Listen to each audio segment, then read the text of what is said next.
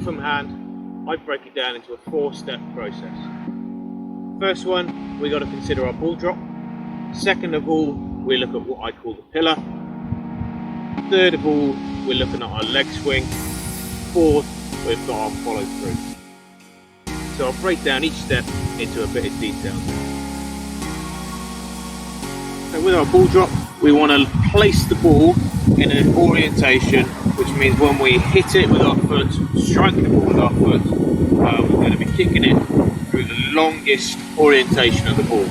So for example, when we kick the ball here, we're looking at kicking it in this end third here. So this part of the ball will give us a nice strike through the longest section of the ball.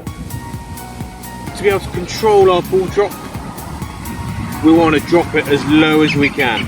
Okay, so get that ball as low to the floor as possible. If we drop it from a greater height, what we're likely to find is that the ball will twist in the air and we're not going to gain a good strike on contact with the ball.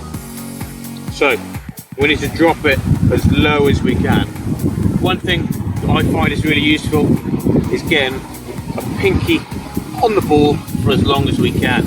So so I'm right-footed, so my right hand here, pinky's on the bottom of the ball, and I'm going to be guiding that towards my foot. Second key stage to our process is our pillar. Okay, so what I mean by our pillar is our core, our head, okay, and everything that's going to be stabilizing us during our hit. Okay, so that extends from our plant foot, okay, all the way up to our core, which needs to be switched on, our chest and our head. Okay, so I want a really strong pillar, so everything needs to be switched on. So when we're kicking here, strong plant leg, we've got our chest over the ball and head needs to be down. Common mistake in kicking, quite a lot of people will sink on their plant leg, okay, and they also might lean back, so the chest might be in this direction, head might be up, and in that case what's going to happen is the ball's either just going to be spooned up in the air, or we're just not going to get a good contact whatsoever. Next key stage of our process is our leg swing. So if I demonstrate towards the camera, what we should be looking at is a J-shaped swing where our leg starts behind us and then finishes where we want to be kicking.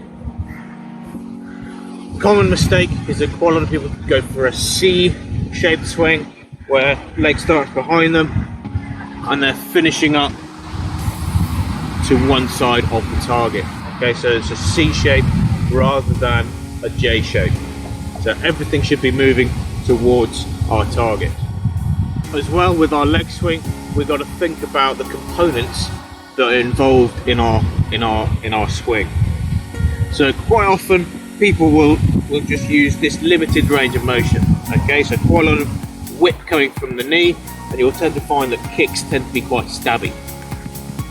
What we really want is to use that hyperextension of our hip, so really work into that position. Okay, you see from there we can gain a lot of power through our hip, which is one of the strongest areas of our body, and it really whips our knee and our foot through. In terms of our foot, we need to make sure that our toes are pointed and we're contacting that ball on our laces. If our foot is really floppy, it's almost like hitting the ball with a wet fish. It's not going to go anywhere. Okay, so really hard connection, like a driver in golf. Okay, we're hitting that with a hard surface.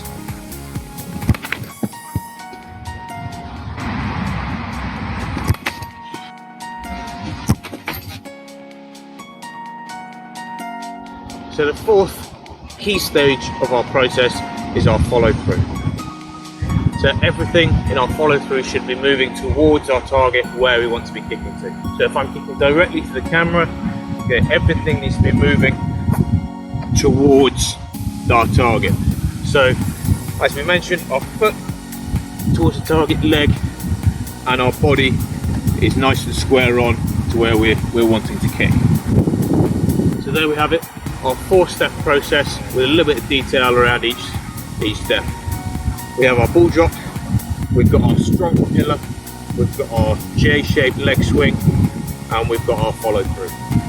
4 easy steps to remember when you're kicking.